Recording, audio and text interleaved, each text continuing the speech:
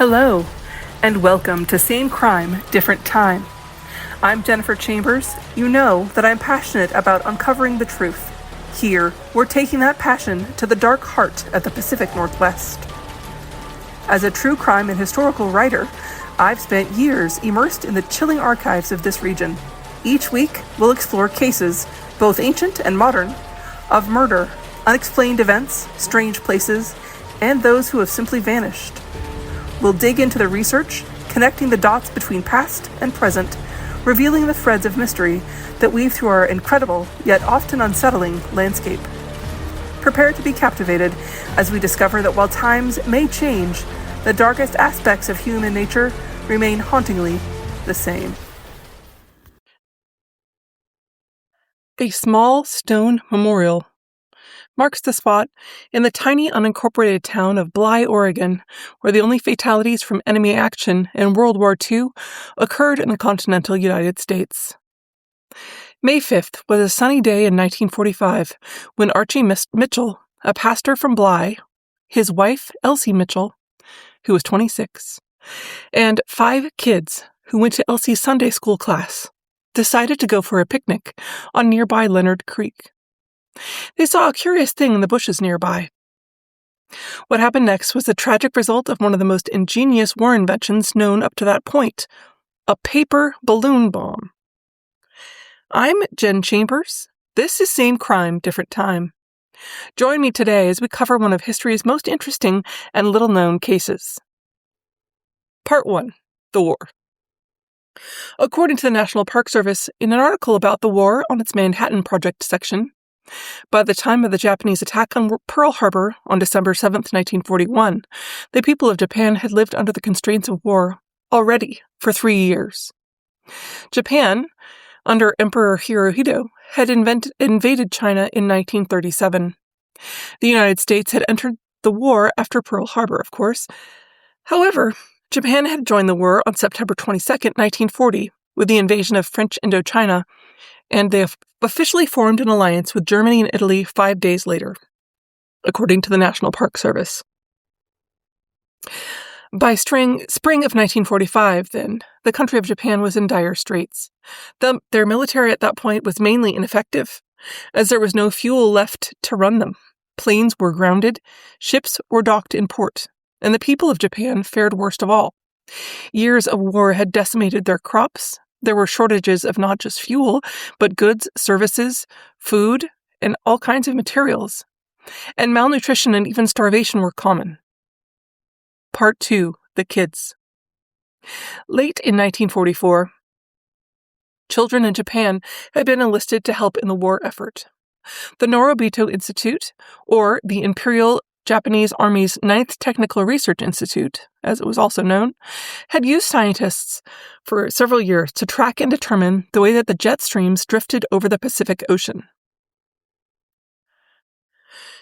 In one case, a man who had enlisted with the Japanese after he graduated middle school and was a 16-year-old, one of 6 boys who were charged with carrying balloons to Ichinomiya Beach, was interviewed. Now, these balloons that they were charged with making for the army were actually bombs in disguise. The boys' job was to inflate the balloons, check them for leaks, and then watch them float away. Their incentive was a great one. The boys would get one sweet potato for each hole that they found. And in a time and a place where that was pretty necessary, I would imagine that was a pretty decent job for them. Though it was done in utmost secrecy, the boys knew that these were bombs, and they wondered about them a lot, in silence or in secrecy together.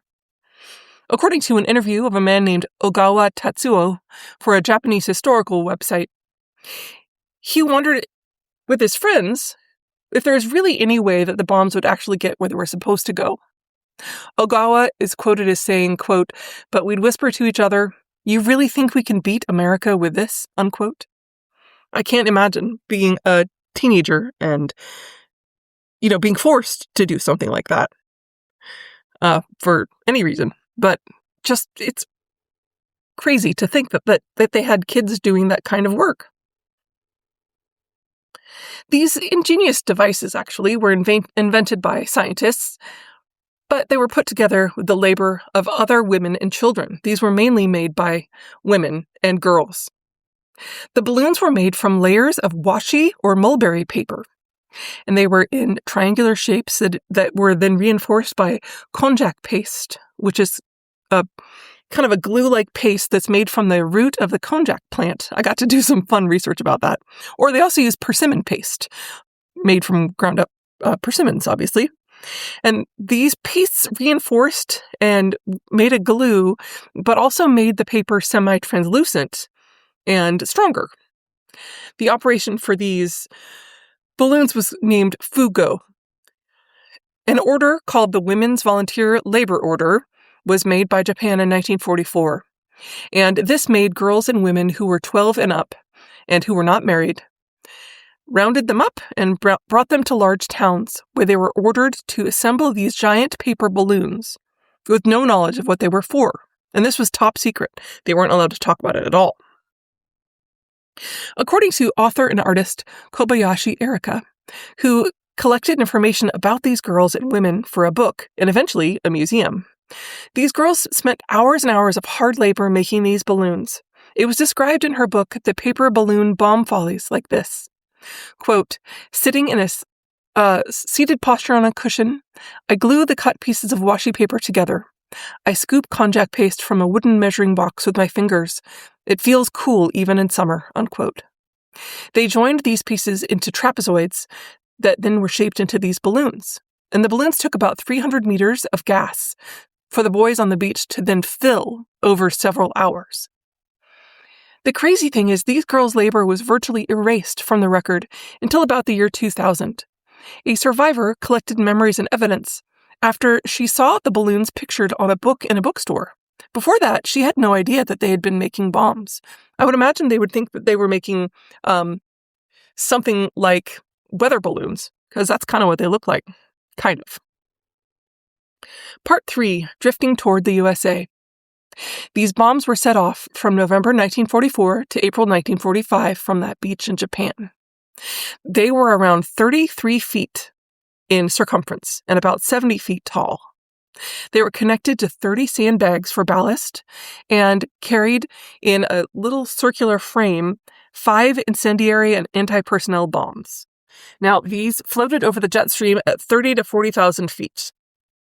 One of these bombs made it all the way to San Pedro, California on November 4th, 1944. Another exploded on January 4th, 1945, which was near Medford, Oregon. According to the Oregon Encyclopedia, that incident was covered up by the U.S. Office of Censorship. And there were several magazine articles and newspaper articles I looked at also. And the idea for this was that they kept it from the public to prevent any kind of riot or to prevent people from, getting upset or excited about it, but also to prevent Japan from knowing that these targets had hit their mark. The incident in Medford exploded. It made a crater, and no one was hurt, but it did cause a small fire in a 12-inch crater, but it was hushed up very quickly. Then, on May 5th, 1945, Elsie Mitchell and her Sunday school students, Jay Gifford, 13, Edward Engen, 13, Dick Patsky, 14, Joan Patsky, 13, and Sherman Shoemaker, who was 11, got curious about what was laying on the ground next to their picnic spot. Archie Mitchell was still in the car. He turned off the engine as his wife called out for him to see what they were looking at. But before he could even get out of the car, the explosion had killed all 6 of the group. Archie was the only survivor. Part 4, Aftermath. Archie later said, quote, I heard of Japanese balloons, so I shouted a warning not to touch it. But just then there was a big explosion. I ran up there, and they were all dead, unquote. The foot-deep bomb crater had spread debris and shrapnel for over 400 feet around. However, the gag effect was still on, and it was only reported that they had died from an explosion of unnamed origin. The government didn't actually warn people about possible bombs on the coast until May 22nd, 1945. And it wasn't really published that that's what had happened until later in that year, later in June.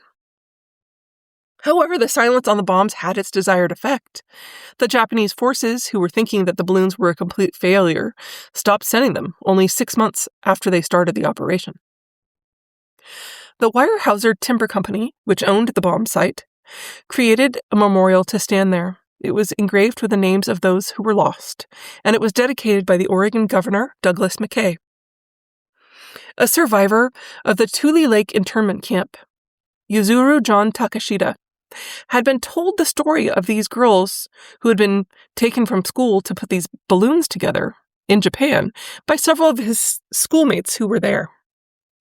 Takashita, who had been in one of these 10 internment camps where Japanese Americans were imprisoned during World War II, was inspired to research the incident, and he found information about the Mitchell Memorial in the Smithsonian Museum. He told those students he knew who had participated in making the balloons, and later a group of these former students who turned unknowing bomb makers delivered 1,000 paper cranes and 6 memorial cherry trees to the town of Bly in 1995. Part 5. Legacy. The tragedy of the Japanese-American internment camps in World War II is a story for a different episode. But I thought this was an interesting case because there are so many victims involved. The Mitchells and the Sunday school children, of course, but also the lives that were forever changed by all these kids who had to participate in war. All victims of war are tragic and wars are unfair. And the inventiveness, though, of these last-ditch weapons at that time in World War II is kind of admirable in a weird way. It's kind of like throwing mud at a window and seeing what will stick. It seems naive now to think that balloons might have worked their intended purpose and caused riot and discord, but believable any given day, right? You never know. It is pretty fascinating that the only verified casualty in the contiguous United States occurred in a tiny little town near Klamath Falls, Oregon. Definitely one of those pages from history that is fascinating and not as well known as I would have thought. Thanks for joining me today. I'm your host, Jen Chambers, and this has been Same Crime, Different Time. I'll be back next week. Take care of yourselves and each other, and be careful about what you find in the bushes. Thanks for listening today. Please review and rate wherever you listen to podcasts. That really helps out the show. And please leave us a voicemail at the Spotify link. Also, you can always feel free to send us an email at scdtmail@gmail.com or www.jennifer-chambers.com.